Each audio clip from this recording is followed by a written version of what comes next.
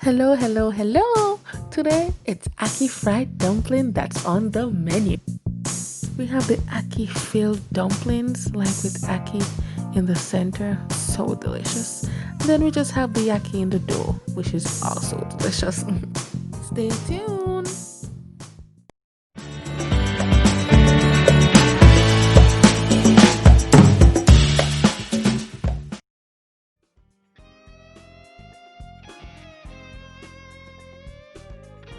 Right, let's start with some flour, some sugar, and we add sugar to add that little sweetness. Not too much now.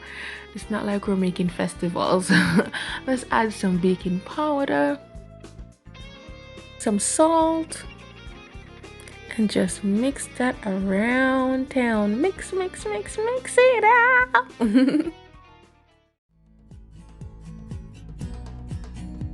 That's your boiled ackee right there, and just go ahead and just use a fork and just mash it up. We want it to become like butter, soft and delicious.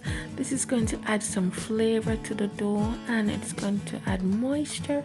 We'll be adding 2 tablespoons of boiled ackee. You can boil your ackee, or you can use canned ackee. Yeah, we said tin in Jamaica, but you can use canned ackee, and just mash it up and put it in your flour. Now we're gonna do this like it was butter. Just go ahead and just blend it into the flour, and it's going to look like butter. I mean, like genius. Remember that the ackee is moist, so we only need just a little water to bring the dough together. Add only a little water at a time to prevent you from adding too much, and then the dough could get mushy. If the dough needs a little bit more water, you can add it, but be very careful. Alright, I'm dividing my dough into 4 pieces. If you want more dumplings, you can divide it and get more if you want smaller dumplings. Anyway, this is how I roll my dumplings. And I slow it down. I just take a piece and roll it into my hands. Yeah. All right, so I'm gonna make these to be the ackee filled ones. So I just roll it a little bit and flatten it, and then I'm just gonna take 1 teaspoon of boiled ackee that we did before and place it in the center.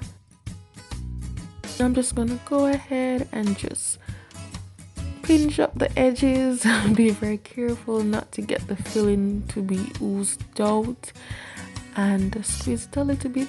Be delicate with this dough. And just roll it around a little bit, and then you can also place this on your chopping board and just roll it in a little bit as well. Do this to the other one and you're done, and it's time to fry. Alright, heat your aisle, yes, your aisle, on high flames, and then you're gonna go ahead and turn it down low. Turn it down on low flames to prevent burning. Man, me not like no bun up fried dumpling. Now it's time to go ahead and flip them over, and I love to cover my pot. You know why? This helps the dumplings to bake, so they're frying and baking. That in the center it's fully cooked. I always do this.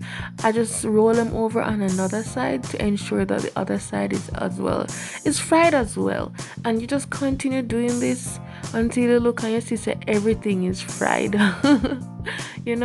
Everything fried and well done. Man, I cannot wait to taste this right now. And guys, we're done. Yes, man. Take them out and let's see how them taste. Oh my gosh. I swear, I hear angels singing right now.